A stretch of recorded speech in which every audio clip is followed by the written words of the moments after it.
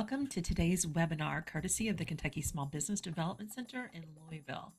Discover no-cost, valuable business services to help you thrive, whether starting your entrepreneurial journey or scaling your existing business. We have the resources and expertise to help you succeed.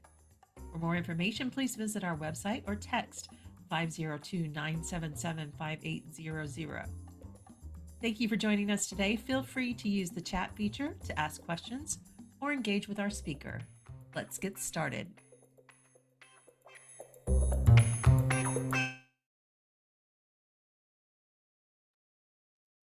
Hi, welcome friends. I'm Dave Etkin. I'm the director of the Louisville Small Business Development Center. Thanks for joining us on a Tuesday.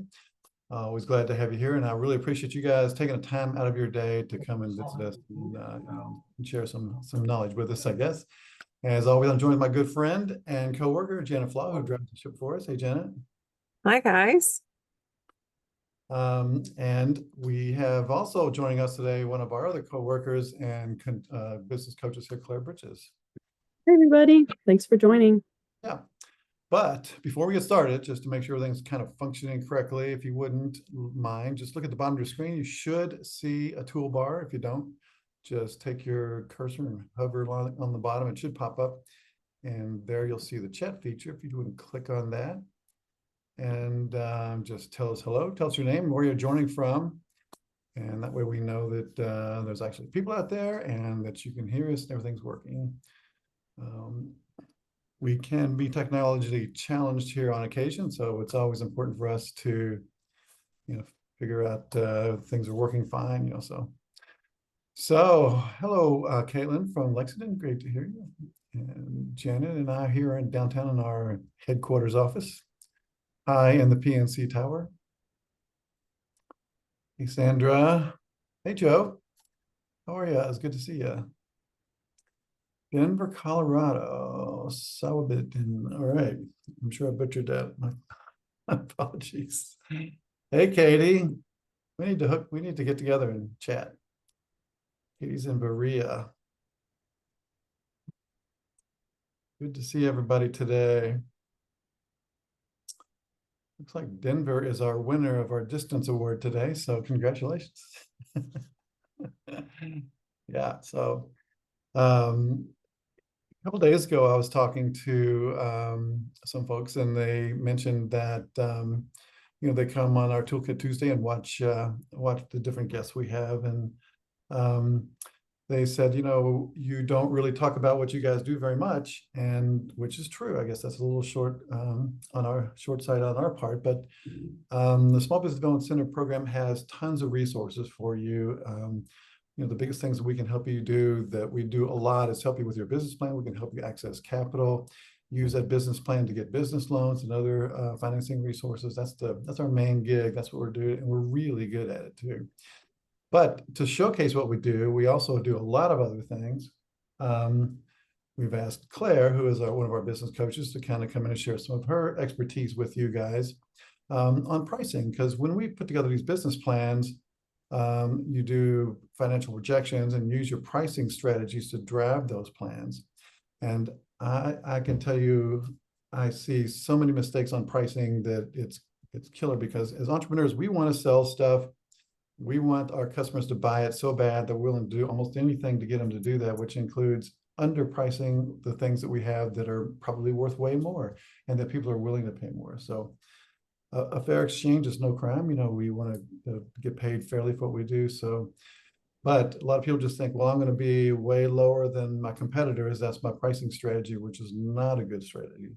But today we're going to go through some strategic planning, pricing strategies where you do some research, do some planning, and make these pricing strategies work for you. So I'd like to just hand it off to my good friend Claire, who can really dive in now. So Claire. Thanks for the intro, Dave, and I am excited to dive into our topic today. I'm going to go ahead and share my screen.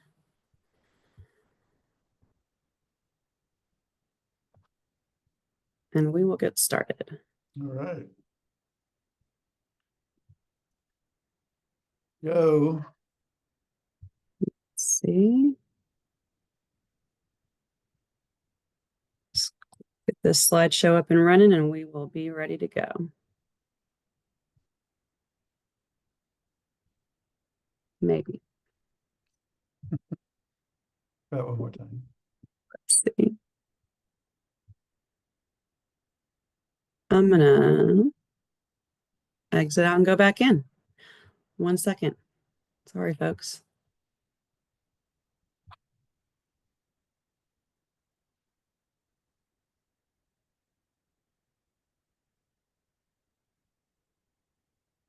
Dave, you have any jokes you can tell while we're waiting?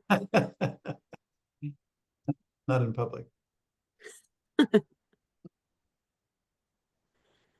Okay, I think we're back in business here. 1 Great. second. Give it another shot.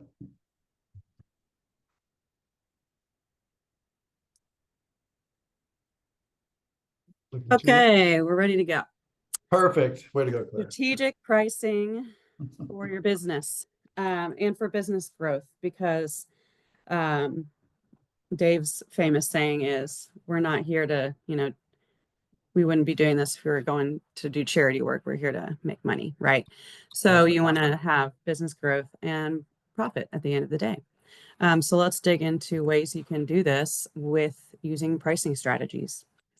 The 4 main items we will cover today are steps to consider when coming up with the right price. So this is just initially getting your mindset in the zone of pricing. And then we'll go into some more like solid, proven pricing strategies that are available. These are, concrete topics that we study in business. We'll look through pricing models, and then we will look at other influencing factors to sales, because while pricing is important, there are other factors to consider along with your pricing strategy. And I think having that full scope will really help you along. So why is price so important to you as a business and to your consumer? First of all, let me move this Zoom screen because it's blocking my view of the screen. Okay, pricing the cost of your goods or services informs customers about the value of your product, value, and the kind of the psychology behind the perceived value of your product is huge in marketing and in setting your prices at the kind of sweet spot for your business. Your marketing position, it shows your position in the market and it influences your business strategy. So when we talk in business planning about strategic planning, this is a piece of that. Understanding how having well-laid plans to reach your target market, target audience, and understand how they will be influenced to buy and what they're willing to pay. Effective pricing strategies can significantly influence the sales and customer perception of your business.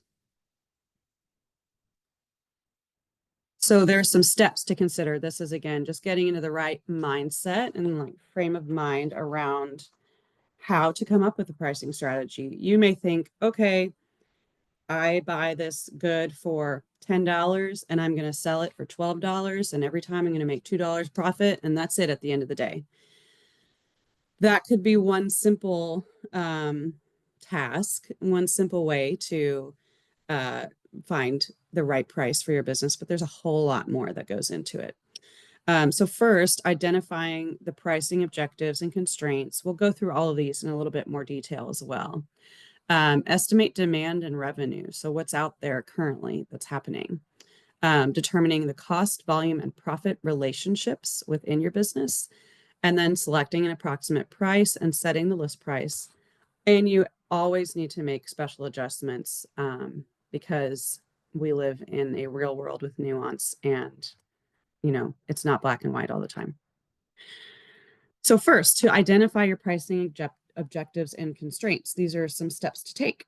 Consider your profit objectives, whether you're focusing on like managing long-term profits or current profits. What are your goals? What is the goal behind where you're setting your prices?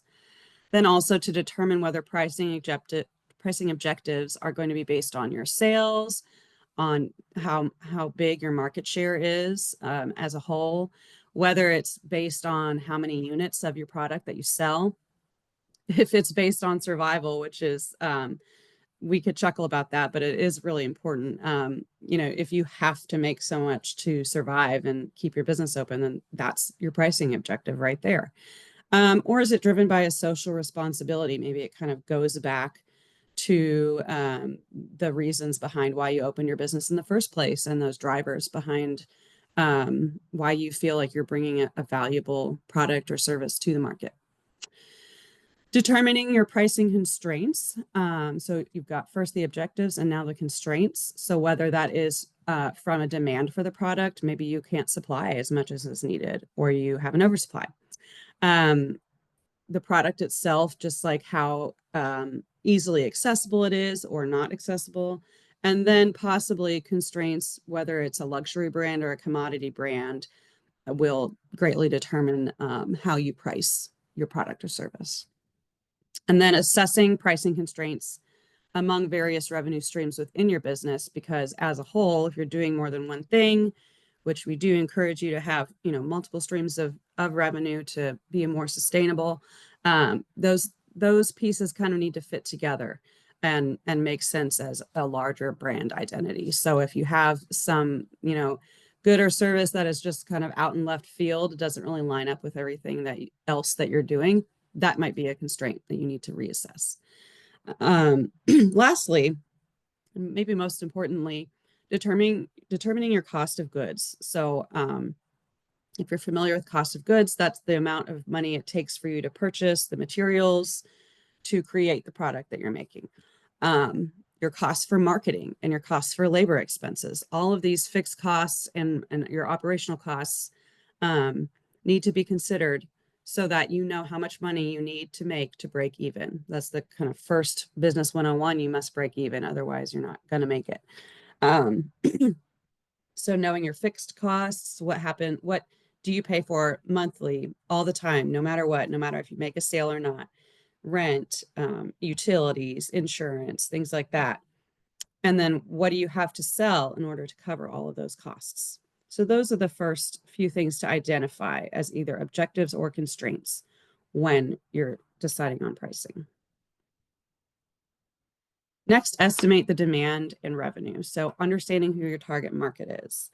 A lot of this goes back to having a really solid business plan. Like Dave mentioned before, we work very often and very thoroughly with folks on their business plan. We've got some great templates and tools to help you. So this is just one insight into a very specific part of the business plan, but if you do need help further, we're here for you. So understanding who your target market is, does your product or service speak to or appeal to the audience that you're selling to? Super important. You're not going to have a receptive audience if you're marketing to a different audience that's not interested in the product or service you're offering. And then understanding the appropriate price point for the market. So understanding specifically your target market will help you to know what they believe is a valuable cost for what you're selling.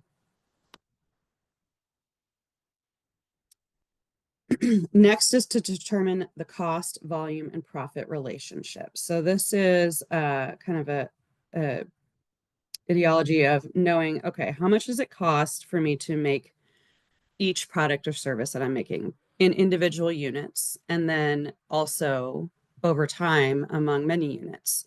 So this includes the cost of goods, your labor costs, and your marketing expenses. And then next, you need to figure out that magic number of the volume produced, making an item more or less expensive to produce. So certain things will have to happen no matter if you're making 5 of the units that you make or 100 of the units you make. But if you only make 5 at a time and you're always paying for those expenses, but you could be making 100 at a time, that's going to help you make more money if you're producing 100 at a time, because it makes it less expensive to produce, right? It covers your costs more easily and you're selling a larger volume in turn. And then understanding the profit made from each product and how many products need to be sold to cover fixed operating costs. This is your break even. Again, another tool we have at the SBDC to help you is a break even expense template. to help you know what that magic number is. Super important.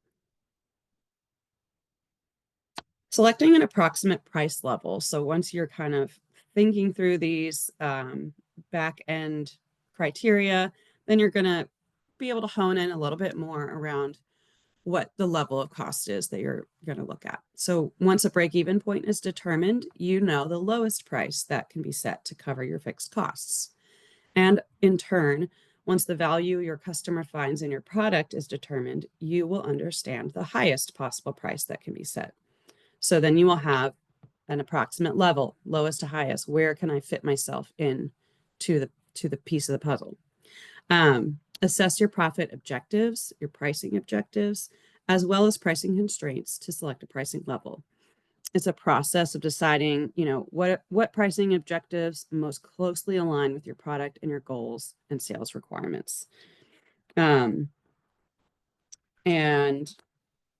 we can help you kind of along the way, because this is more so kind of in theory as you're thinking through these things, and we will help you as coaches kind of get down to the nitty-gritty details and assess these things. Some strategies, which we'll get into in more detail, but strategies for setting a price level include price skimming, penetration pricing, price lining, prestige pricing, yield management pricing, cost-oriented pricing, profit-oriented pricing, and competition-oriented pricing. So now you've done this research, next step is to set the list price or quoted price for the project. You have done research on the back end, you've vetted the different pricing strategies, and you can set a list price. But whenever you set a list price, again, like I mentioned in the beginning, this is the real world, and we have to be reactive and strategic when we put an item, out to market or a service out to market, and see how the real world reacts with it, and if it's profitable or successful or struggling or what have you.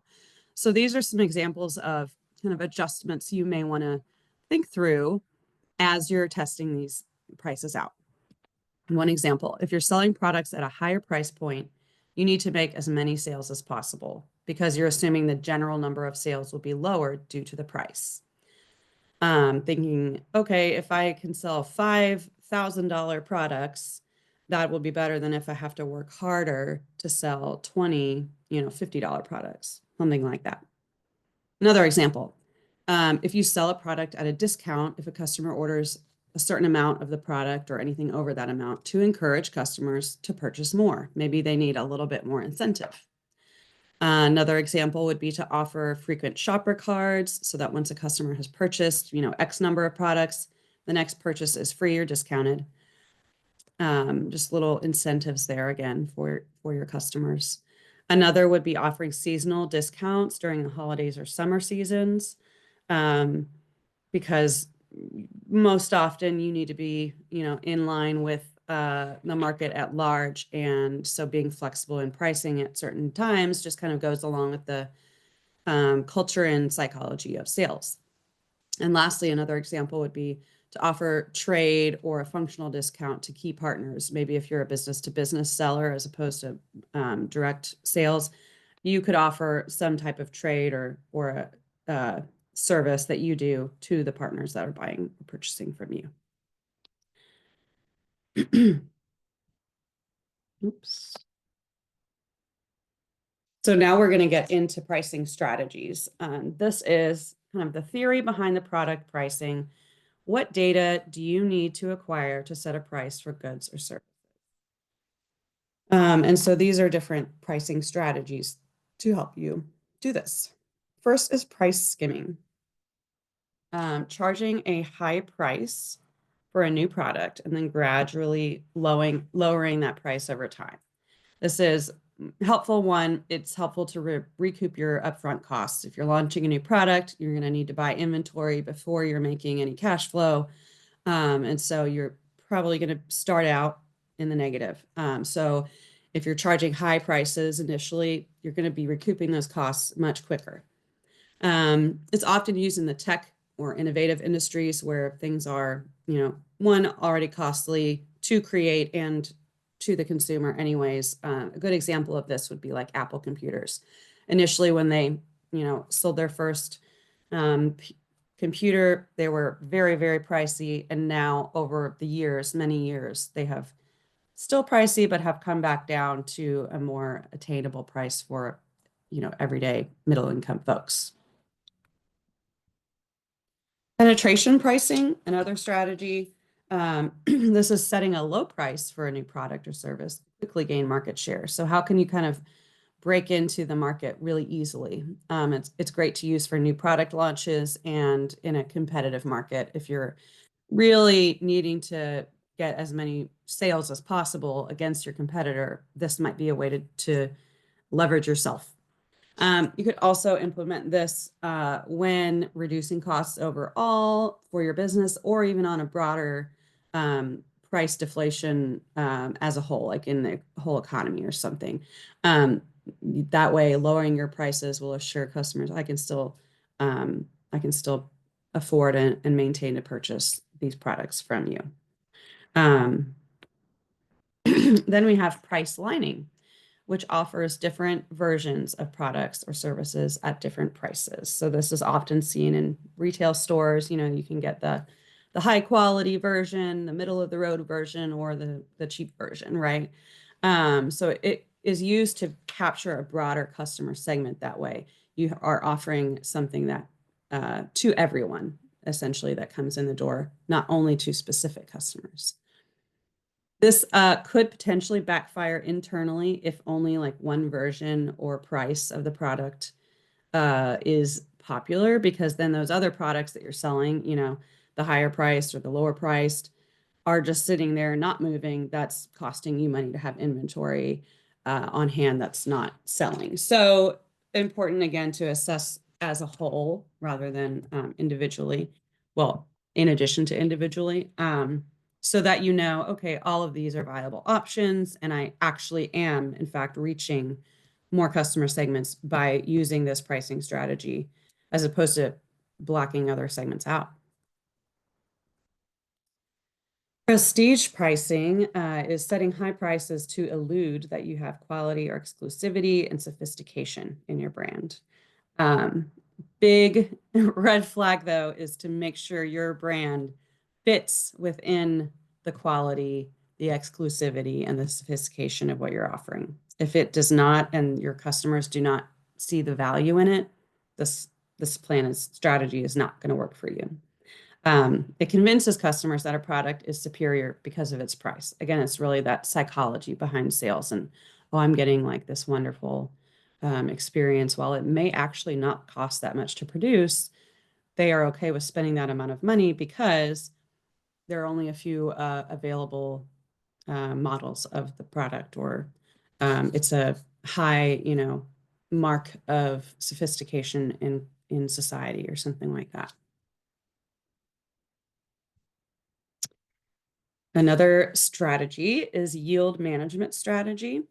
This adjusts prices based on demand and other factors to maximize revenue. And it's common in the hospitality industry.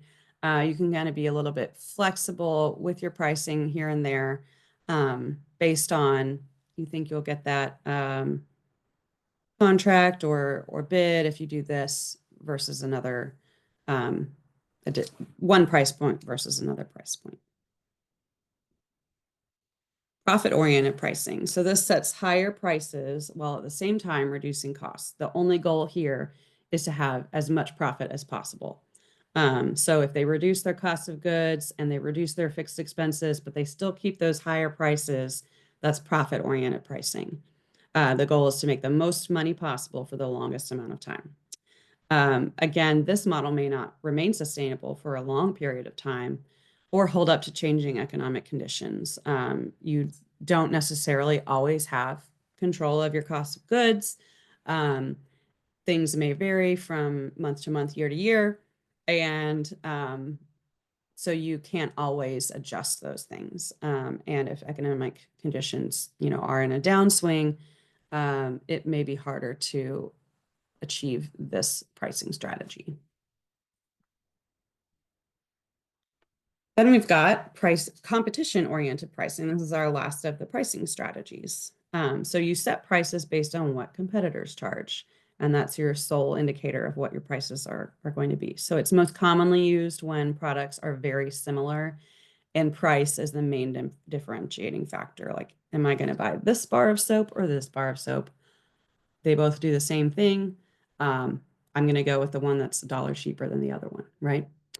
It looks more closely at cost of competition rather than cost of goods or consumer demand. So they're hoping if you're using competition-oriented pricing, you're hoping that you will make more sales because you are the least expensive option over your competition because you don't really have anything else to leverage. So those are the pricing strategies that we use. And then we'll get into pricing models.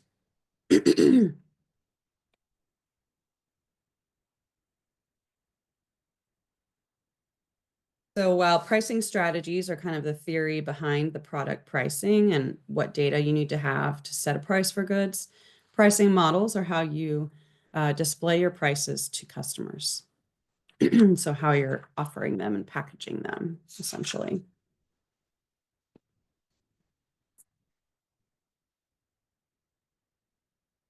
So first, we've got cost plus pricing model.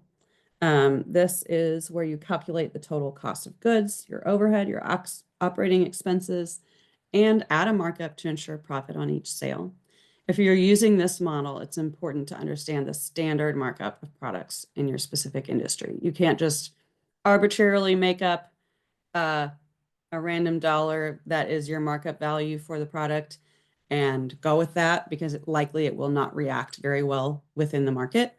And so you need to make sure you understand within your industry, again, back to those pricing objectives and constraints, what's viable within the industry and what consumers are used to. So really being keen on that is very important. A value-based pricing model uses the customer's perception of the product's value to set prices. Again, similar to the pricing strategy that we just talked about. It's better for luxury brands and products that have a price that often exceeds cost by a large margin. That way, if there is variability in your cost of goods, you're still making a large profit off of the end sale.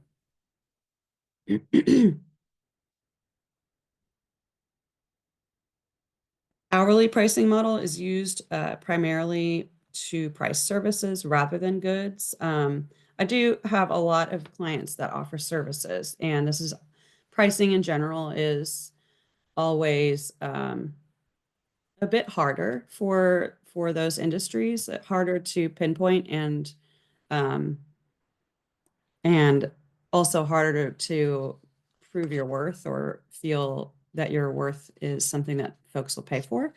So hourly pricing models is one strategy to use if you are offering a service. It takes into account the value of the provider's labor. So if you are not assessing a cost of a good, if you don't have materials and inventory and those types of things, you are taking into account the value of your labor and associated operating expenses. So you will still have some fixed costs there, but time is the biggest thing that you are putting a price on.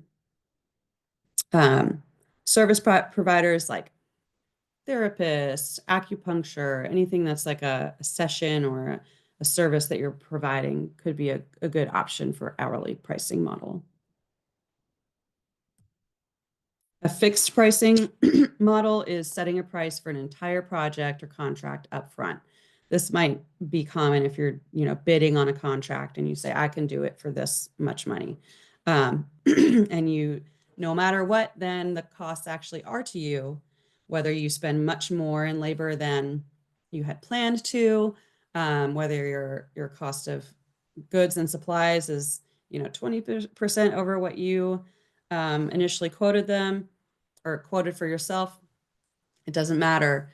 You've done a fixed pricing model and you have set up a contract for an exact dollar amount up front before you've done the work and before you know your actual costs. This is a common model in certain industries, but you do need to, again, understand your industry and the background of your cost of goods and your operating expenses and your labor expenses before making an educated quote for a fixed pricing model. Another kind of more creative pricing model could be the equity pricing model. We don't see this very often, but it's accepting equity or stock in a company in exchange for your product or service. Again, this might be much more likely in a B2B world, business to business world, and also obviously very dependent on the size and structure of your company. Many small businesses, I bet here, even in this webinar, most of us aren't able to offer equity or stock in our company for exchanging our products or services. But long term, you never know. Maybe you could get there eventually. But it's always good to know that these options are out there for when you grow and scale. A performance-based pricing model is another option. So this is based on the quality of a service that you provide. Most importantly, it's best used when you can document the outcome of your work in a measurable way. If you can have data to back up, let's take, for example, like a social media manager. I will make sure that your following grows by 10% each month or over the time period of 6 months.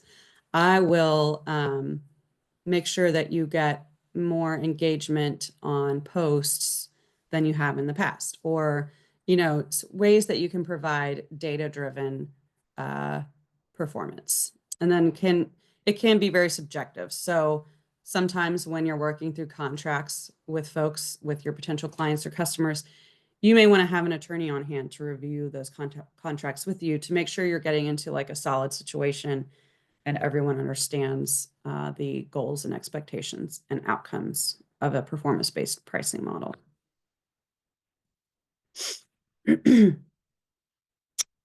A retainer pricing model is similar to performance-based, but a bit different. Setting prices together with your customer ahead of the work being done. So you think of like an attorney. We talk about having an attorney on retainer that you're able to reach out to. So someone that you say, I'm going to pay you for 10 billable hours per month or per year. That's a good example. And so you know that you owe them those 10 billable hours no matter what. And they know that they are responsible for working with you for 10 hours of their working time because they have already paid for that and been paid for that. It is important to set clear expectations and guidelines around this type of work and pricing model. That meaning, okay, if I paid for 10 hours, but I only actually used 5 of those hours, does that mean they roll over to the next billable period or cycle? Or does that mean I just, you don't use it and so you just lose those hours? So having those clear expectations and guidelines, super important, especially as the person offering the services, because you don't want to set yourself up to be in some awkward and sticky situations.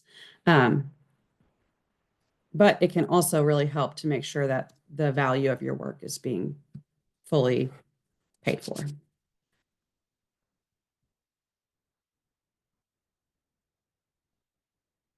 And then lastly, now that we've kind of gone through different strategies, different models, you also need to be aware of other things that influence your price point or influence your sales other than just price point. Sales decline can be influenced by other factors than just price point, and that includes customer service. This is a huge one. If your customers don't want to purchase from your company because they don't have a good experience when they're in your store or when they are receiving the customer experience throughout that journey in your company, they're not going to come back again, and they're not going to recommend you, and you're not going to have great reviews that are shining and putting you forward. So customer service is a huge huge factor in sales. Another one would be whether the product or service offered is a want or a need. So in economic downturn, folks are prioritizing what they absolutely have to buy, right? And what they have to spend on groceries and gasoline and rent or mortgage, things like that, as opposed to things they just want that might be a nice little perk or a luxury. And so you need to be aware of where your products and services fall within the want category or the need category. Another influence could be competition. They can influence your sales, and the more competition that's on the market, the more options customers have for purchasing. So you're just not going to have as large of a market share as before once the market becomes populated. And so you need to plan strategically for that scenario. How new or unique products or services or a service can determine sales. So if it's brand new, super popular, customers are willing to pay more. And then if it is just a regular old, again, bar of soap or something, it's just not gonna be as competitive or worthy of a higher price. Their customers will be less willing to pay for top dollar for your product. And then lastly, we've talked about this both in the models and the strategies, but the perceived value is an influencing factor on your price point. So no matter what a product costs to make, the customer's perceived value is going to influence the probability of purchasing an item and largely determine, your overall sales and revenue. So these are some other things to think through when you're assigning price points or pricing strategies to your business, because they do all play an integral part with each other. And, we always talk about knowing your blind spots and knowing what you don't know, but important to kind of assess in a whole circle and holistically to understand, where you fall in the large scheme of things. I know that was a whole lot of information. If anyone wants to chat about, specific strategies or has questions about where their industry might fall best, or if you've had some troubles with this in the past, let's open up the chat and see what folks have to say or want to learn more about.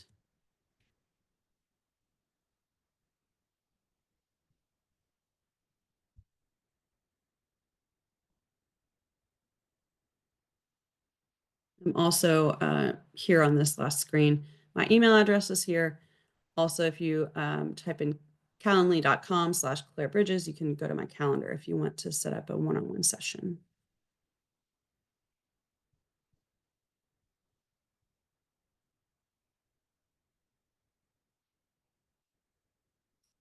Anyone in the chat here? So Claire, I see they're asking if you'll send the slides out. Yes. If you'll send that to me, I'll get that to everyone along with the recording of today's session. Fantastic. Yes, I will send that to you and we will definitely share. All right, I've got the chat open now. So are there any templates for calculating landing price or retail price of product? I would say to start out with your cost of goods. We've got some good templates for that to break down what your cost of goods are and then overall operating expenses and labor, because that's going to inform, what's even the option for that landing price for you.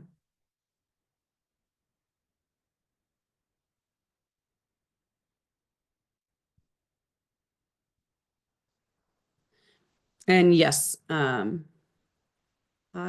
will. Let's see, Sawab in. Go ahead and email me. I'm going to drop my email here in the chat as well so that I have your info. And I can get some more info over to you that way.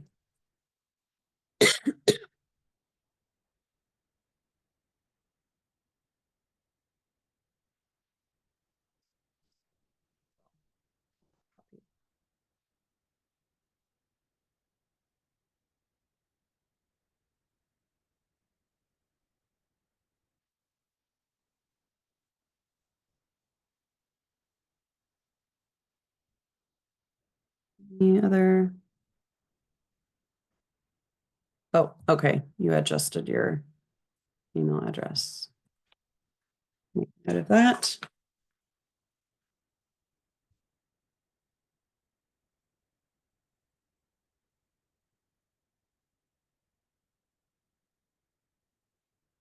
Info at 7stands. Perfect. I will send some further info over.